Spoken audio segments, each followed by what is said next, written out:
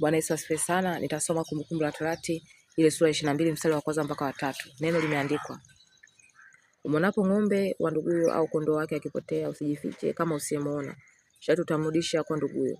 Na kwamba yule nduguyo hayupo karibu nawe, au kiwa humjui, umchukue kwenu nyumbani kwako, uwe naye hata aje nduguyo kumtafuta, nawe umrudishe. Tena fanya vivyo kwa punda wake, tena fanya vivyo kwa mavazi yake, tena fanya vivyo kwa kila kitu kilichopotea cha nduguyo kilichompotea.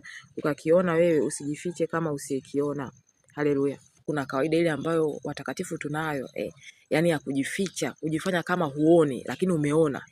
Hapa mara nyingi watu wanapimwaga upendo wao na unakuta kabisa wanashindwa, wanafeli. Haleluya. Lakini wao hawajui kama wapo katika kipimo cha upendo, hawajui kama Mungu anawapima upendo wao, kwamba upendo wako umepungua, upendo wako umepoa, hawajui.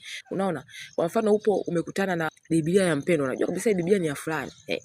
Na mvua unakuta inanyesha, au Biblia sio ya kwako, hujui, yamkini hata hujui kabisa ni ya nani, upo ndani ya kutania. Ile mvua inaloanisha ile Biblia.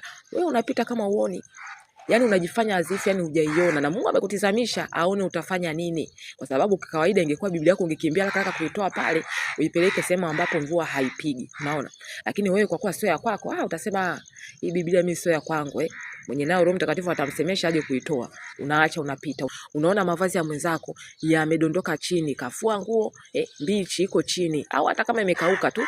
Kuna kipindi unakuta vumbi liko chini, sasa imedondoka chini. Wewe unajua kabisa umeona nguo imedondoka, hujishughulishi kuiokota. Hujishughulishi. Yani hapa imeandikwa kitu kilichopotea, lakini kwa maana nyingine ni kitu ambacho yani is like kinaenda kupata uharibifu kwa maana nyingine. Sasa kwa nini usiende pale kuokota ile nguo? Kwa nini usichukue nguo kuirudisha pale ilipokuepo? Hapo unajua kabisa upendo wako umepoa. Kuna wakati sometimes unaona kabisa mvua inanyesha, nguo zimekauka. Na unajua kabisa hizi nguo za mpendo, kwa nini simtolee nimwekee sehemu nzuri? Wewe unaziacha.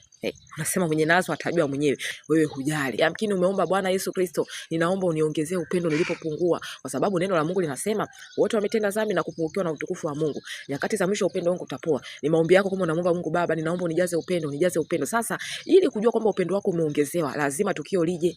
Tukio kama hili linakuja.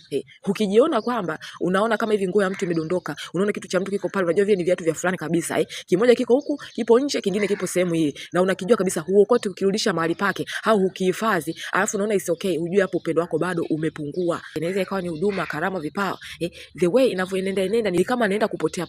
Na wewe unavomsikiliza inaweza ikawa ni mtandaoni, unaona kabisa jinsi anavyoenenda huyu mtu anapotea, lakini wewe unamwangalia unasema ukimwomwa, yani lazima maandiko yatimie, unaongea huko moyoni, lakini umwambii fulani, mbona sasa hivi unavyoenenda sio kama zamani?